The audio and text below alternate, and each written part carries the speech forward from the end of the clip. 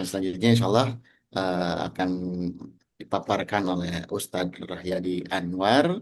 Kepadanya kami persilakan.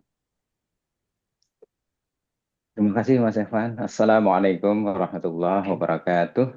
Waalaikumsalam Eh, warahmatullahi wabarakatuh. Warahmatullahi wabarakatuh. eh, Alhamdulillahi Rabbil Alamin alladzi khalaqal mauta wal hayata liyabluwakum ayyukum ahsanu amala wa huwal azizul ghafur. Dr. Agus Kaca, Bapak-bapak Ustadz yang lain yang saya hormati, terima kasih atas kesempatan sharing pagi ini. Tadi sudah dipaparkan oleh guru kita, Dr. Agus Sukaca, bagaimana bimbingan terhadap orang yang sedang menghadapi sakaratul maut. Di sini saya hanya akan sedikit berbagi tentang pengalaman selama beberapa waktu mendampingi orang-orang yang sedang menghadapi sakaratul maut. Tadi sudah disampaikan bahwa bimbinglah lakinu mautakum bila ilaha illallah dan lain-lain. Itu bimbingan teknisnya gitu.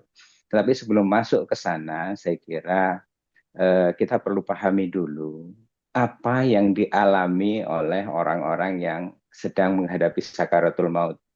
Kenapa? Karena ini terkait dengan kondisi akhir dari orang yang sedang menghadapi sakaratul maut.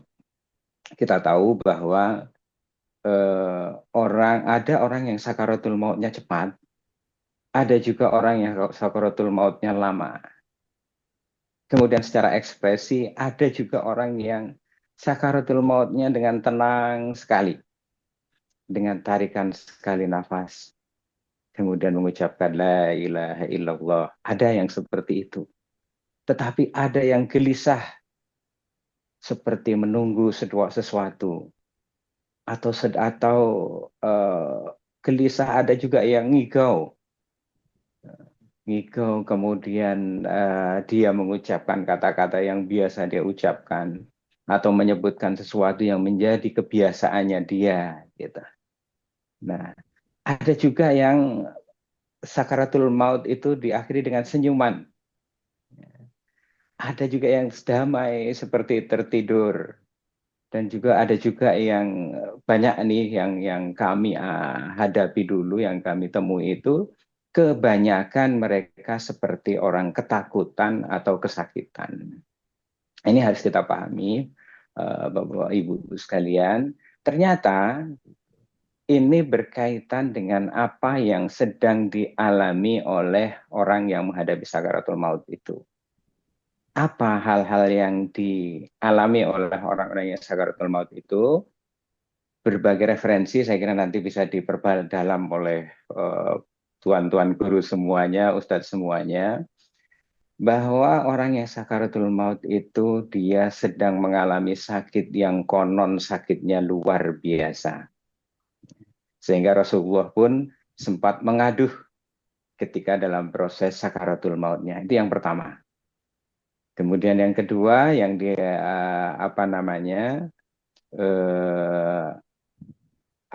sebelum yang kedua, ini juga mungkin isyarat yang diberikan oleh Allah melalui firman-Nya, "Wanazi'ati gharqa wa nasitati nasto," gitu. Ada dua ternyata cara malaikat itu mencabut nyawa. Ada yang dengan keras sekali, ada yang dengan lemah lembut. Nah, ini mungkin nanti yang muncul sehingga ada yang ekspresinya tersenyum, ada yang kesakitan, ketakutan dan lain. Kemudian yang kedua, selain sakit yang luar biasa yang dialami oleh orang yang sedang sakaratul maut, dia juga kedatangan malaikat yang konon menurut beberapa referensi, malaikat maut itu ketika hendak mencabut nyawa, kalau hadirin di sini insya Allah, yang di Zoom ini insya Allah didatangi malaikat dengan penampakan yang sangat indah, wajah berseri-seri, itu diiringi oleh malaikat rahmat ribuan mendampingi gitu. Tetapi kita tidak pernah tahu itu ketika malaikat itu mencabut nyawa orang yang sebaliknya, bukan orang-orang yang soleh, konon diceritakan di beberapa hadis itu dengan wajah yang sangat menyeramkan, gitu. Dengan wajah yang sangat menyeramkan. Gitu. Saya tidak tahu, sehingga ada dalam sebuah riwayat itu ada salah satu nabi yang pengen dinampakkan wajah asli malaikat maut ketika mencabut nyawa orang banyak dosa. Kata malaikat, kamu nggak akan sanggup, gitu kan. Tetapi nabi itu pengen tetap melihat, gitu. Kemudian kalau gitu kamu berpaling, eh, dan setelah berpaling melihat ternyata nabi itu pingsan melihat wajah asli malaikat ketika mencabut nyawa orang yang pendosa. Gitu. Jadi ada dua cara itu. Kemudian yang ketiga adalah di saat sakaratul maut itu, nanti mohon dikoreksi Bapak-Bapak sekalian, konon sudah mulai dibuka tabirnya. Wa kasyafna anka ghita'aka wa basarukal yaumal hadid, kan gitu. Pada hari itu saat kematian datang itu, penglihatan mereka sangat tajam sehingga sudah mulai dinampakkan sebagian dominan mana nih, gitu, antara kebaikan dan keburukannya, gitu. Sudah mulai dinampakkan sehingga ada orang yang tadi pengalaman kami di lapangan, gitu, ketika sakaratul mautnya dia seperti menyambut sesuatu, seperti melihat sesuatu, kemudian dia tersenyum, gitu. Tetapi ada juga orang yang ekspresinya kemudian tangannya menolak, apa namanya, mengucapkan kata-kata tidak mau, enggak, dan seterusnya dan seterusnya. Itu hal-hal seperti itu di apa namanya kami temui di lapangan. Kemudian yang keempat yang tidak kalah dahsyatnya adalah bahwa orang yang sakaratul maut itu juga sedang mengalami godaan setan. Setan akan menggoda manusia mulai dari dia lahir sampai dia menghembuskan nafas terakhirnya, gitu. Sehingga dengan kondisi ini, gitu, kita memahami ternyata memang tidak mudah bagi orang untuk mengucapkan la ilaha illallah saat sakaratul mautnya. Bayangkan sakit keras saja, gitu, sakit yang luar biasa, gitu.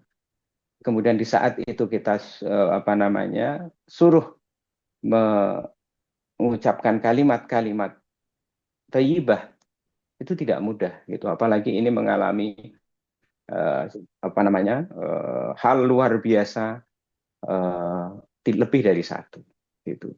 Sehingga Bapak Ibu sekalian, pengalaman kami di lapangan bimbingan sakaratul maut, selain kita membimbing tadi dengan kalimat la ilaha illallah, kemudian kita melihat, gitu, kalau eh, orang yang sakaratul maut itu dalam posisi tenang, ya, kemudian eh, tidak ada hal-hal lain, keanehan-keanehan tadi, betul, maka kemudian kita bimbing dengan kalimat la ilaha illallah.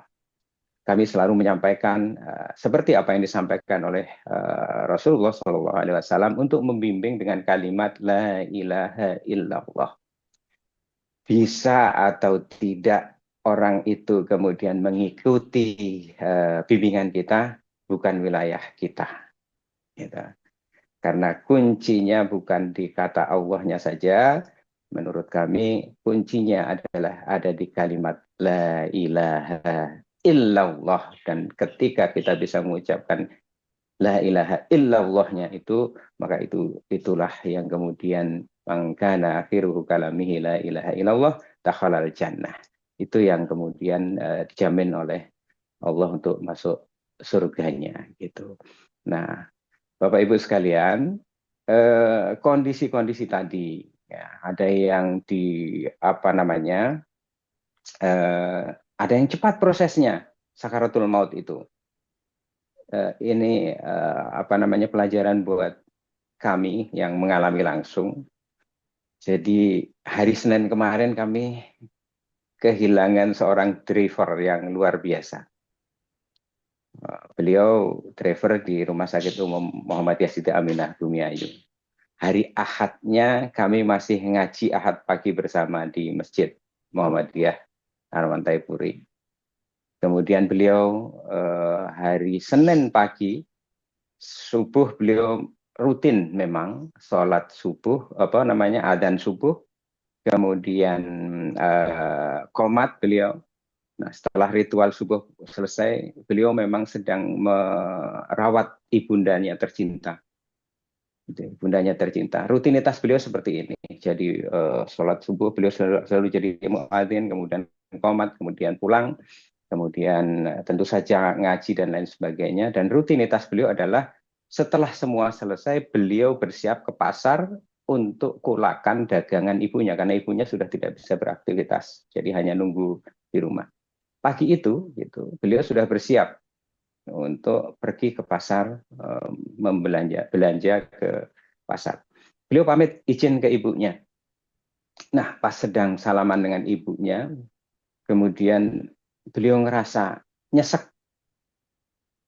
Tidak lama kemudian setelah nyesek itu beliau tersungkur, kemudian di pangkuan ibunya beliau meninggal. Innalillahi wa inna ilaihi rajiun. Secepat itu. Gitu. Ini salah satu proses sakaratul maut yang cepat. Ada juga yang berlama-lama. Sakaratul mautnya itu sampai berhari-hari atau berjam-jam. Gitu. Ya. Tanda-tandanya seperti apa? Tanda-tanda sakaratul mautnya itu. Kita semua saya kira ini banyak orang medis, saya kira sudah sangat paham ya. Ketika sudah masuk ke terminal state, kemudian apa namanya, kalau apa namanya, tanda-tanda fisiknya, jempol kaki mulai dingin, naik ke atas, terus ya kesadaran mulai menurun. Kemudian apa namanya, kesadaran sudah mulai menurun, kemudian sering mengigau, ya. Kemudian nafasnya sudah mulai berat, itu dan seterusnya dan seterusnya. Ya. Ada yang lama, apa namanya, dingin separuh badan, sudah dingin. Dokter sudah menyatakan ini udah masuk fase terminal gitu. Nah, pengalaman-pengalaman ini banyak yang kami temui, Bapak Ibu sekalian, yaitu maka kemudian apa yang kita lakukan ketika kita menemui hal-hal seperti ini, Allah alam ada kaitannya atau tidak, biasanya kami kemudian kumpulkan keluarga kalau dalam kondisi seperti ini. Dalam apa namanya, biasanya ada sesuatu yang apa namanya, masih ada hubungan yang belum diselesaikan. Gitu. Biasanya terus kemudian kami kumpulkan keluarga untuk saling mengikhlaskan, memaafkan.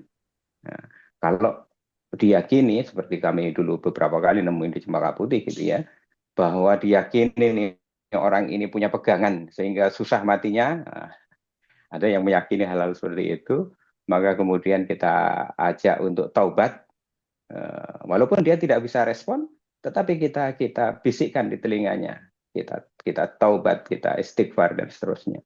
Dan dengan cara-cara seperti itu, kemudian apa bimbingan kita lakukan. Nah, Bapak Ibu sekalian, melihat tadi apa yang dialami oleh orang yang sedang sakaratul maut begitu beratnya, kemudian kita memahami bahwa ternyata tidak mudah kita itu mengakhiri hidup dengan kalimat la ilaha illallah. Sedikit hanya orang-orang yang betul-betul mendapatkan rahmat apa namanya Allah di saat sakaratul mautnya yang bisa mengucapkan itu. Gitu. Maka doa kita adalah Allahumma hawwin alaina fi sakaratul maut. Sebelumnya itu kan ada Allahumma apa? Wa rahmatan indal maut wa maghfiratan ba'dal maut dan seterusnya gitu. Nah, pengalaman kami dulu ada di Cempaka Putih itu, ingat waktu saya pendekkan saja. Dulu ada dosen dari Jepang, namanya Nori Hayato. Ya, beliau itu pernah mengadakan apa namanya riset di Rumah Sakit Islam Cempaka Putih, yang diambil itu unik. Dia itu penasaran gitu. Kok di umat Islam itu ada mati yang diinginkan, yang dicita-citakan, yaitu husnul khotimah. Gitu. Dia heran, kok ada seperti ini. Gitu. Kemudian beliau mengadakan penelitian di Rumah Sakit Islam Cempaka Putih. Beliau tungguin itu pasien-pasien yang sedang sakaratul maut, baik itu di ICU maupun di pasien-pasien biasa. Nah, kemudian dengan jalan itu, kemudian Allah memberi hidayah kepada dia, sehingga dia masuk Islam. Nah, yang menarik, Bapak Ibu sekalian, saya waktu itu ikut mendampingi beliau, gitu, dan saya mencatat. Gitu.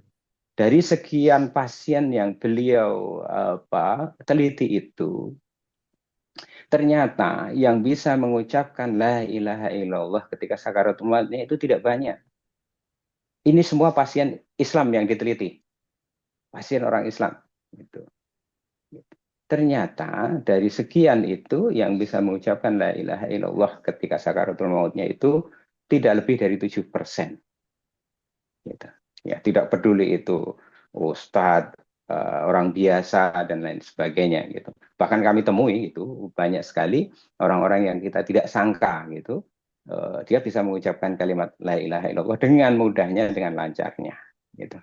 Jadi saya kira itu Bapak Ibu yang bisa saya share pagi ini. Mungkin mudah-mudahan menjadi bahan diskusi kita nanti untuk eh, bagaimana bimbingan rohani bagi orang sakit secara tepat bisa kita lakukan.